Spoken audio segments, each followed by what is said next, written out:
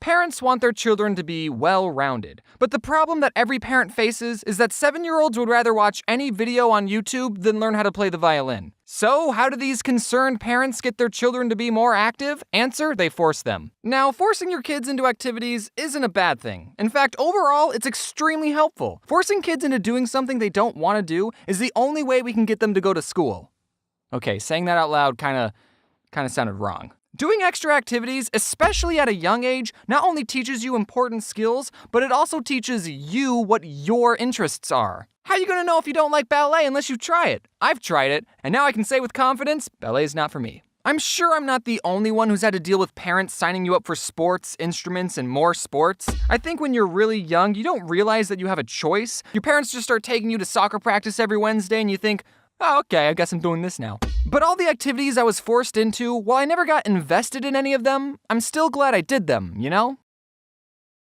I forgot how old I was when my mom signed me up for soccer, but I was little enough for the goals to look like this. I can't tell you how many games we won or how many goals I scored. It was probably close to 0, because I ultimately didn't care about soccer. The only thing I cared about was getting a treat after every game, because I earned it. I know some kids who really enjoyed playing soccer. I forget which video I mentioned this, but back in the day, there was this kid I knew named Micah. He used to live in the house directly behind mine, and we were on the same Little League soccer team. He was really good at soccer, probably better than I'll ever be, and he still plays to this day. Well, okay, it's been 4 years since I last talked to him, but he was still playing soccer to this 4 years ago. Now, did Micah's parents initially force him into playing soccer?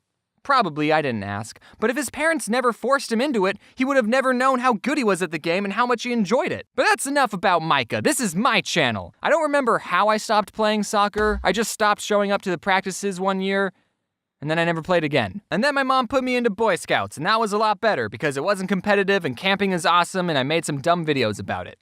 So it was a return investment. Another activity my mom put me in was this martial art class called Aikido. I'm honestly surprised I've gotten 107 videos without mentioning Aikido once. Probably because it was boring and nothing interesting happened. My mom put me and my twin sister into Aikido, and we both agreed that it was boring and we didn't like it. So we decided not to remind my mom whenever she had to take us to class, and surprisingly, she forgot most of the time. Okay, look, whenever the sensei was talking, we had to sit on our knees, and that gets uncomfortable after 2 seconds. What is Aikido, I hear you asking? Aikido is a special form of martial arts in that it doesn't teach you how to fight. Aikido is all about self-defense and to also not hurt the attacker. You know those self-defense techniques that are like, if someone tries to attack you, use your keys as a knife and stab them. Aikido is not that. An Aikido master will take an attacker's arm, spin them around, and then pin them down to the floor. Now that sounds really cool on rice paper, like if someone goes to attack you, and then you block their punch and pin them to the ground, and you just give them a look like, you wanna take me on, kid?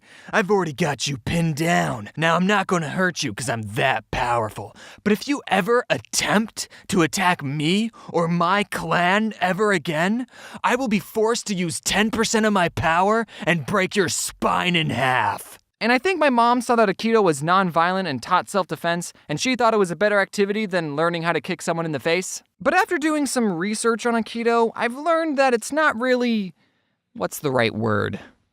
Respected in the martial art community. There's a lot of people saying that the techniques of Aikido don't work against a real attack, and that if someone's really attacking you, you can't reasonably pin them down without hurting them, so it's probably a better idea to just punch back. And some people who are in Aikido think that their style of fighting is more civil and the more eloquent way of fighting, or non-fighting, so there's a tad bit of elitism in the martial art community. Now, surprisingly, I've never been in a real fight, so I can't really comment on what the more effective martial art is. I'm sure different situations call for different responses, but I don't think I'm wrong when I say that Aikido is the vegans of martial arts. After Aikido, the next thing I was forced to learn was an instrument. My parents didn't force me to do this, it was the American education system that did. In 5th and 6th grade, everyone had to take a band class, and we all chose different instruments to play, and I went with the flute. And as soon as I was given the flute, I traded it with Priscilla, who chose percussion, and that's what I did for the next 2 years. Compared to the rest of the instruments, percussion was very easy on my lungs. And it was okay if we were bad at the instrument because we were in the very back. The first set of songs we learned was on this metal xylophone thing, but I think the teacher thought everyone was so bad at that instrument that the rest of the songs we learned was on this drum.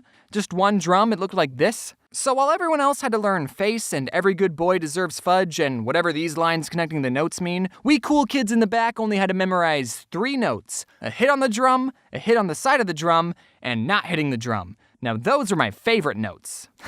Drums are so great, nothing beats the drums.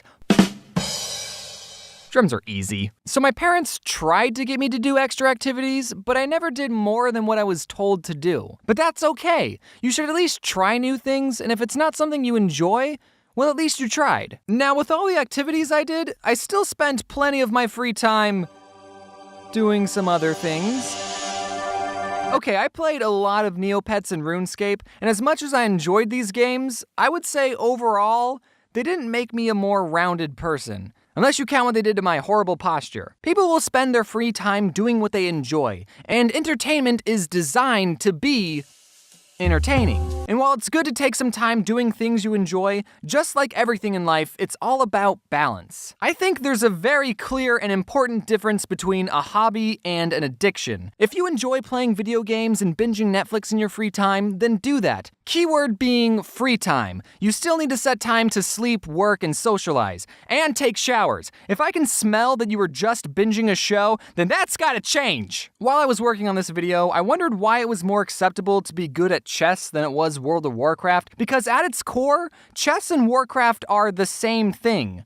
A game. But if you spend all your time playing one of these games and it gets in the way of you being a functional human being, that's when it becomes an addiction. And I would bet you one crisp dollar bill that more people have gotten addicted to Warcraft than chess. And that's why I believe there's a bad stigma with that game. Also, I don't know how WoW works, but I know in chess you need to have at least one friend. If I could go back in time, I would tell my younger self to not play Neopets and RuneScape as much as I did. I would have told me, hey, you should try out other things too, like rollerblading or the flute. Youth is the best time to learn what you love and where your passions lie. You kids have no bills, no expectations, you're not tired all the time, and everyone's telling you to follow your dreams. But not me, I'm 22. My life is practically over. I can't choose any more hobbies. I wasted my childhood. I'm not saying don't play video games or don't watch YouTube. I understand that my main demographic is people who watch YouTube. But like I said before, it's all about the balance. Trademark. So go out there, try new things, join a club, go on a walk, draw something. I'm biased, but make a comic, write a short story, find a recipe online and cook something, or read a book. Take breaks, yes, but never stop learning. And when you're an adult, you can force your children to learn too. Happy 2019, everyone. How are you all doing on your New Year's resolutions? Are you still keeping track of those? Surprisingly, a lot has happened for me in 2019 already, and the really big thing is that I got a new dog. Her name is Floof, and she's the best. Aww. And I hate to break this to anyone who owns a dog, but Floof is actually the best dog in the world, so sorry guys. Oh, also this channel hit 10 million subscribers, which is just an absolutely insane milestone. Thank you all for watching my videos, and it's just wild how many people are out there watching my videos. They're just videos, guys, calm down. Also, big thanks to all my lovely additional artists. I wouldn't be able to make these videos as fast and as high quality as they are without them, so thank you all for working on this video, and cheers to 10 million. I guess the next video I'll be working on will involve sprinkles. Now, when I first started the sprinkle tradition, I thought, oh, it's just a fun little thing to do every once in a while, and now I'm buying a lot of sprinkles, so woe is me. I'm gonna go take a nap now, and as always, wear your seatbelt.